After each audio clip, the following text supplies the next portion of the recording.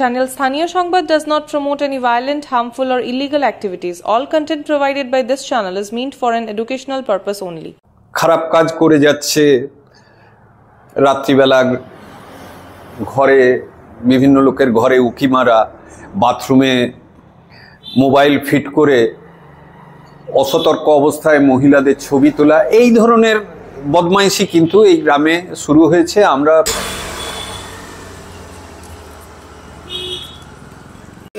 নমস্কার, শুভ সকাল।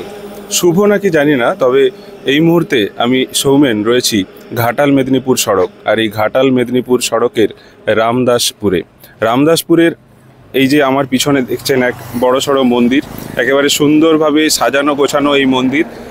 এলাকাবাসীদের অভিযোগ, এই মন্দিরেই গতরাতে কেউ বা কারা চুরির ঘটনা ঘটিয়েছে।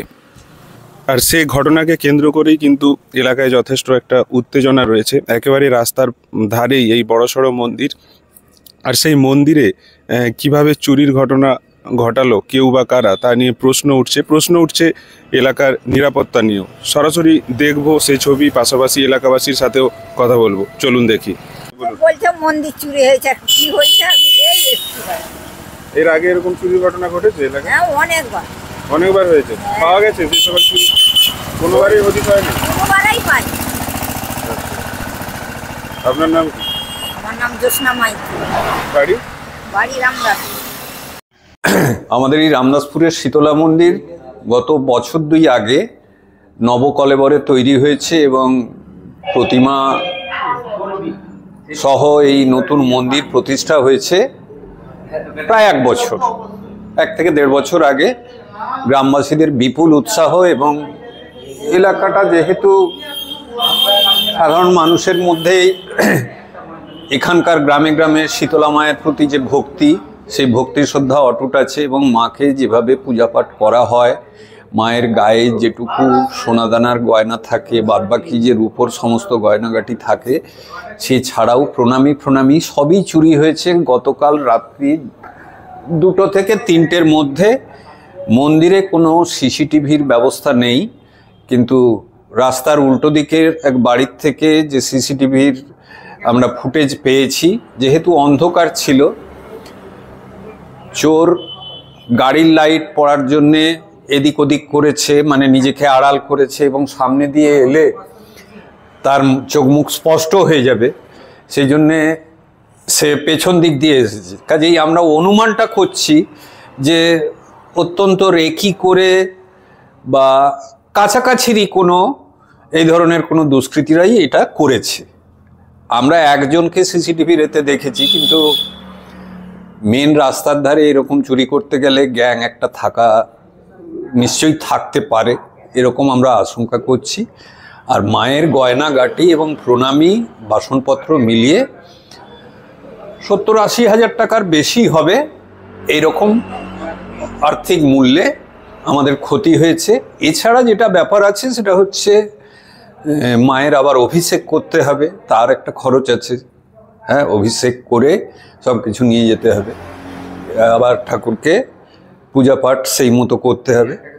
এবং সবচেয়ে আরও একটা অবাক কাণ্ড, আমরা হিন্দু ধর্মাবলম্বী, মায়ের এই শীতকালে শীত লাগবে বলে পঞ্চানন্দ, মা শীতলা এবং তার যে সাথী, সকলের গায়েই শাল ছিল এবং দামি শাল। সেই শালগুলিকে পর্যন্ত চোর চুরি করেছে। এটা শুধু আর্থিকে নয়, আমাদের ধর্মীয় ভাবাবেগে অত্যন্ত আঘাত লেগেছে। আমরা যেহেতু মুখ চোখ দেখতে পাইনি কারো, সেহেতু সেইভাবে পার্টিকুলারলি সন্দেহ করতে পারছি না, কিন্তু এলাকায় কিছু দুষ্কৃতকারী আছে যারা নানান রকমের খারাপ কাজ করে যাচ্ছে।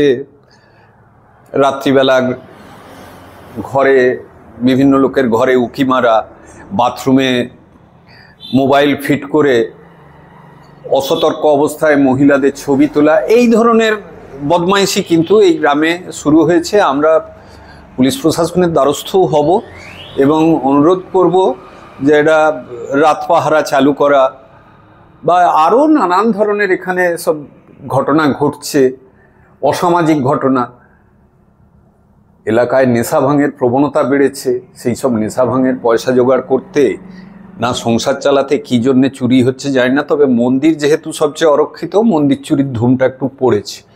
আমরা পুলিশ প্রশাসনের কাছে এর সঠিক তদন্ত করে দোষীদের ধরার আবেদনও করব এবং একই সাথে রাত পাহারা দেওয়ার বন্দোবস্ত করা যায় নাকি সেটাও আমরা পুলিশ প্রশাসনের কাছে আলোচনা করব।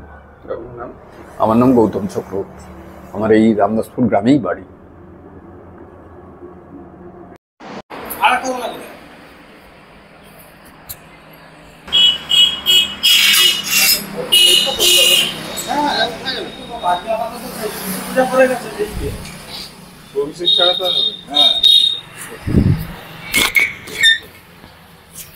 ক্যামেরা কি এইটা? ক্যামেরা নেই, সেই সাথে ক্যামেরা থেকে এই পজিশনটা এত ওদের ক্যামেরা, আমাদের এই ক্যামেরাটা থেকে এই পজিশনটা দেখা যাচ্ছে, মানে ওই লাইটটাতে আছে, যখন লাইটটা আসছে সেখানে যেটুকু বোঝা যাচ্ছে হালকা হালকা হালকা। মন্দিরে ক্যামেরা দিতে হবে। আমাদের পাটকর নিচে এটা ঠেলে খুলতে পারেনি, কিন্তু চোর রাত্রেবেলা এটাকে কি দেখা হয়, এটা দেখেছো? হ্যাঁ, ওই তো তোর ওই পদ্ধতিটা জানে, একটাই জানতে মানে মায়ের নাকের নলক ফলক সব খুলেছে। হ্যাঁ হ্যাঁ, চাদর ফাদর ছিল গায়ে, সবই ফেলেছে। চাদরটাও নিয়েছে? হ্যাঁ, চাদর তো তিনজন ঠাকুমা দিয়েছিল, সেই চাবি তারা কথা পালি গেল। চাদর মানে কি চাদর? কাপড়? শাল ছিল, মাকে শীত লাগবে বলে শাল ছিল, ঠিক আছে। আচ্ছা, ওই যে মন্দিরে ওই মায়ের সব মুকুটগুলাকে ভেঙে, হ্যাঁ, এগুলো ছিল। আর ব্রাহ্মণের ওই ট্যাঙ্কিতে টাকা ছিল, হ্যাঁ, মহিমাকে গাড়ি ছিল কিছু, আর এগুলো সব স্কুল রেখে দেয়। ব্রাহ্মণ এই পূজা করে দিয়ে তাতে যেটা দেখতে যাচ্ছি আমাদের মতো হাইট হবে, পুরো চাদর ছড়ানো আছে। যখনই লাইট এসে তখনই এই আকারটা করে আবার চলে। আচ্ছা, ঠিক আছে, এই একাই এটা দিয়ে